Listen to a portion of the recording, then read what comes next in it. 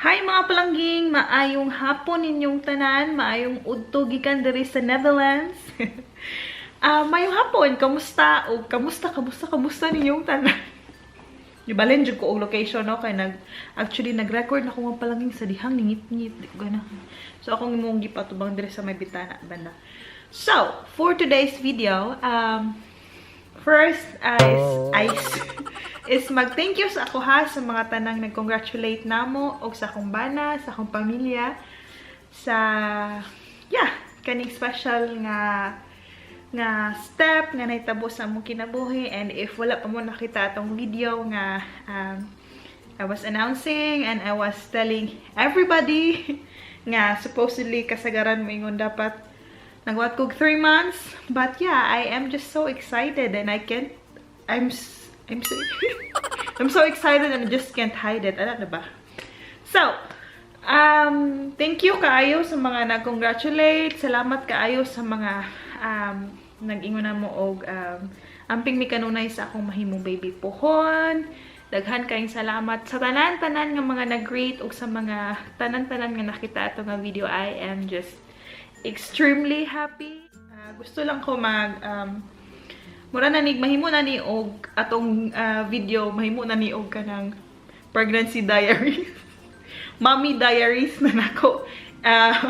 Pero di lang gyapon ako walaon nga gusto ko mag-makeup kay mao man jud na ako ang ganahan.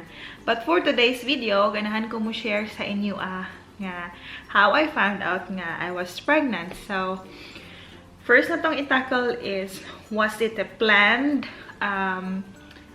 or kalit lang ba nga nahitabo to nga nabuntis ko or napadjud sa plano? So first akong sagot ana is we were really planning to create or to build our own family na since ako og sa ko ang husband is mag 4 years na mi diri nga nagkuyog in total. Ako lang i-clear nga katong akong gingon nga we've been wanting to have the baby is ano to ha last year June 2019 is we are already planning nga whatever happens, if it comes then it will come. And then yes, plano siya. And then June 2019 we were planning already nga if moabot siya, then that will be really a good news para sa mua.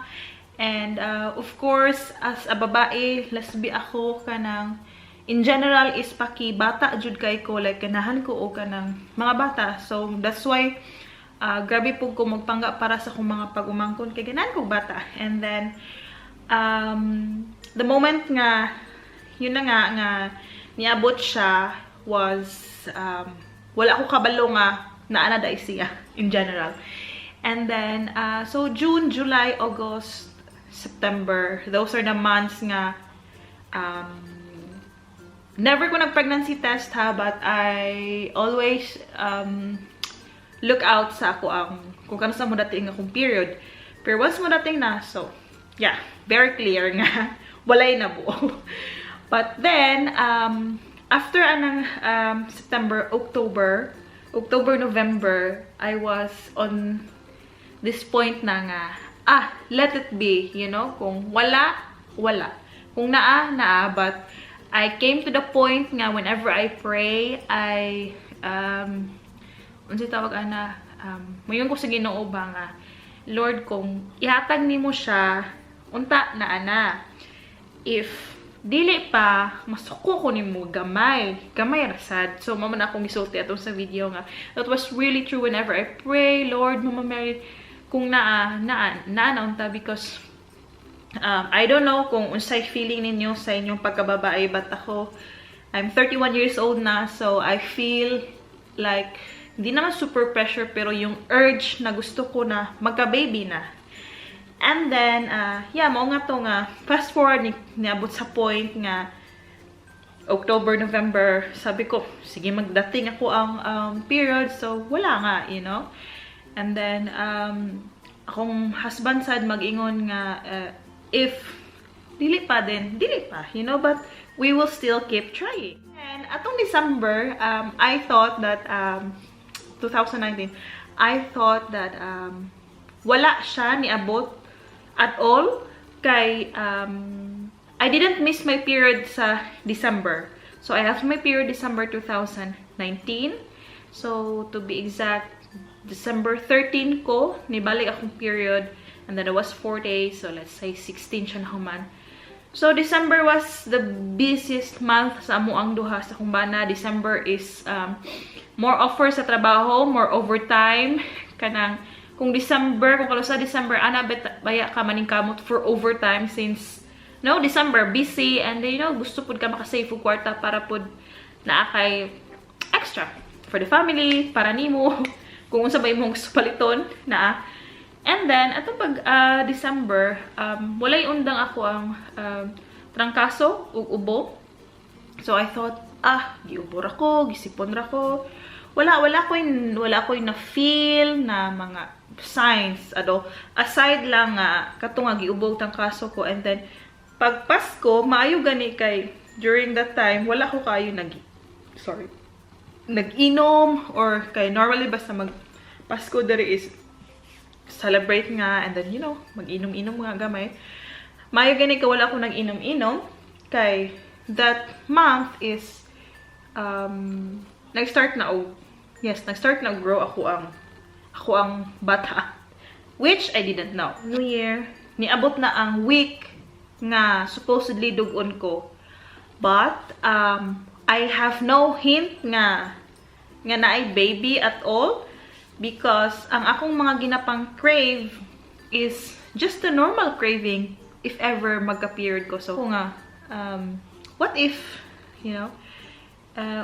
mag-take ko og pregnancy test? So I was taking is supposedly moabot na akong period that day, but 2 days na akong ipaabot kay sometimes ako ang period sa akong ginapabot dili bitaw siya to be exact. So sometimes naabot siya og 2 days delayed or 1 day advance sa ingon anak akong cycle sa period. So I thought wala lagi siguro ni kay wala man ko ibang walang pagod na feel aside lang katunga month is pag mag-video good ko ako ang tiyan kay murag ginahugot na ng tinais at di dyan mo nga ginagutuman ka kayo. Ako normal na ko ang ginagutom ko, but kato siya kakaiba, pero ako rangi wala ra sa kuha ko. I thought normal naman siguro. I thought nga supposedly mabot akong period 12 or 11, and then January 30 naman. So I said I will just try for the first time in my life. Nag-pregnancy test ko. I never been into yung tipong nag-store og pregnancy test. First time na kumupalit og pregnancy test. Kung ako naabot dere, kung ako namin yung first time na kumupalit. And then di ko ka gamit. So gi-message na ko akong igsoon nga gang unsaon man paggamit. And then as far sa ako ang nahunahunaan and nahibalan before is mag-pregnancy test ka, dapat buntag ka na first daw nga ihi nimo. But I didn't do that. Nag-pregnancy test ko og alas 4 sa hapon. So mato, nag-pregnancy test ko. Pag pregnancy test na ko, nakabot na nga dito sa box sa pregnancy test nga, ningon nga 5 minutes, makita ng result. So mato nag-pregnancy test. Pag pregnancy test na ko, wala na siguro 1 minute. Tingnan ko kay kung nagkurog ko ba at the same time, what if unsay result? And then syempre, hindi ko sure kung unsabay makita na kung tinud ba or hindi. So pagkakita na ko was little bit nga nag-stripe na nga katong guhit nga mura siya pinkish. Nisiga ko mata. Oh my god. Hantod nga mura na siya pula kaayo. Hindi akong gisend sa akong bana nga honey, tinud ni. Sa akong bana pud nga tambalos-los pud ningon.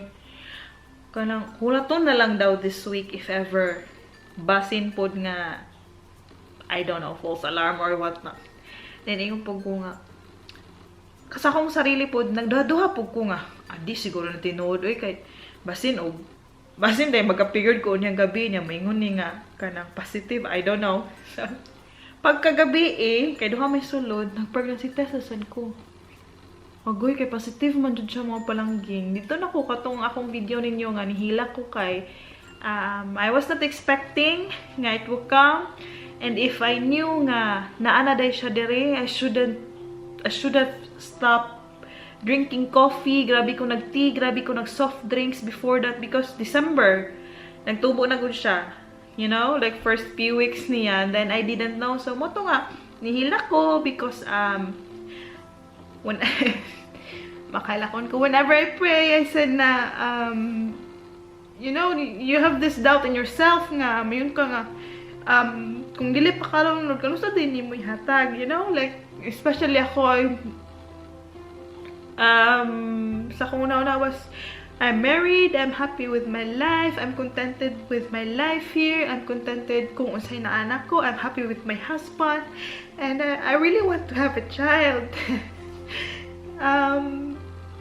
So, mo to nga, na-emotional, karoon na-emotional ko because sometimes, kung there are things nga, dili na mo i-expect is, moabot ba? Patay, itong mascara, ano mo palang ging, mo pandaayos ta.